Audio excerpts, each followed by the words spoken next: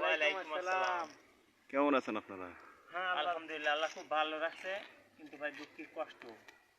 ভাই এই যে আপনারা যে বিদেশ আছেন কতদিন ধরে ভাই? ভাই বিদেশ আইছি প্রায় 6 বছর হয়েছে। এত গরমের ভিতরে কাজ করা কষ্ট হয় না? ভাই বাড়ির 5 লক্ষ টাকা দিয়ে বিদেশে আইছি, বাড়ির বই খেত জমা দিয়ে তারপর সব কিছু দিয়ে এসেছি, কিন্তু বাড়ির যে সমস্ত টাকা পয়সা পাঠাইছি সে কোনো উল্লেখ হইতেছে না। বেতন কত আপনাদের?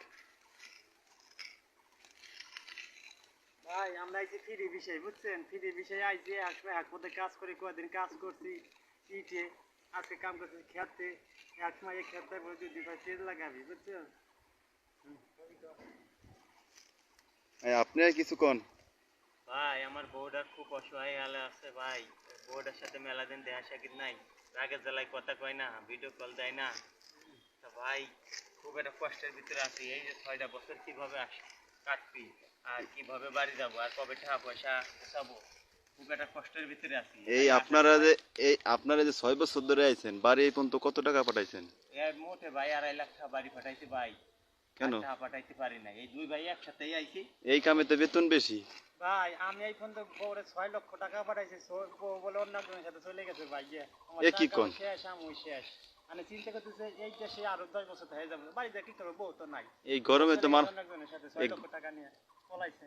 তাও বাপ মারে বিশ্বাস করেন না, আপনার বউরে বিশ্বাস করছেন, এটা ঠিক করছে, বউতি ঠিক কাম এই করছে। সময় এসে এয়ারপোর্টে যে সময় পয়সা দিল, ওই সময় বউকে আমার 2 গাড়ি পাইছে, 2টা তুমি দেখলে কি জান তুমি ভালো থাকো, তোমার জন্য কেন সারা জীবন দিতে পারবো।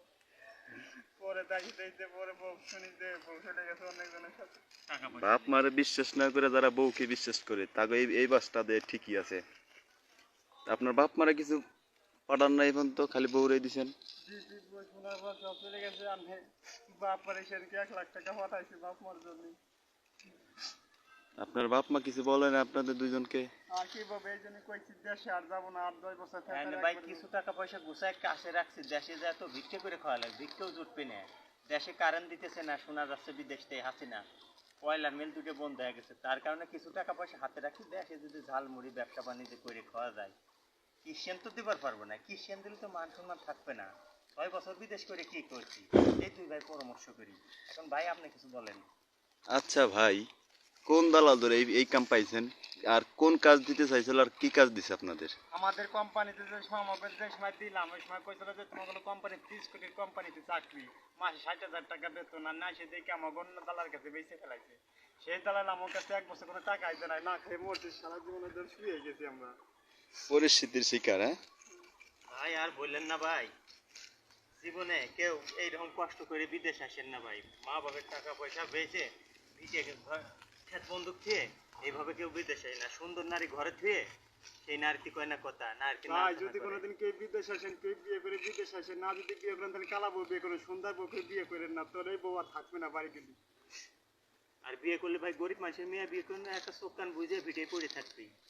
কিন্তু ভাই বড় লোকের মেয়ে বিয়ে করেন না, বড় লোকের মেয়ে বিয়ে করলেই মনে করেন আর এক ছেলের সাথে ডিডিং মারবি, আমার শালা গুয়ার মতন ভাই ঢুকবি। আচ্ছা,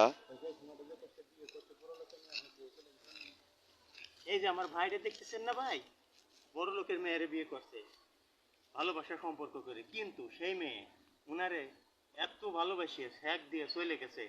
টাকা পয়সা এনে উনি এন্টি ছাড়া কিছু নাই, বাল কাটারে বেলেটে খাও গুছাইতে পারতেছে না, পলাই পলাই চাই ভাই। দুঃখী এই ক্ষোভে 2 দিন গলায় ধরে নেবার গেছে ফ্যানের সাথে, আমি হাত পাও ধরে। আপনারা নাস্তা করছেন কি দিয়ে আজকে? এ ভাই, আরে ভাই নাস্তা কি কি দেখতে ভাই জানে মানি না, তাই কি হবে, 6 লাখ টাকা দেন গেছে, সে আমি মনে করি আমি শেষ। কে নাস্তা বলে পড়াতে একটু পানি খাইছি, পানি। তাহলে বাসায় বাড়ির দিকে আর যাবেন না, দেশে যাবেন না? আর 10 বছর পর যাবো। এই 10 বছর এইভাবে কাজ করবেন? এইভাবেই থাকবো। চলেন ভাই 10 মিনিট দেরি আসি ভাই, এই ফোনটা আমাদের কথাবার্তা শেষ।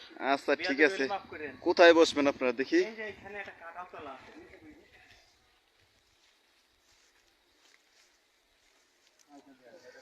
এই পানি খাইছেন না? জি আমরাই পানি খাই। হ্যাঁ ভাই বসো, ভাই বসো। আচ্ছা তাইলে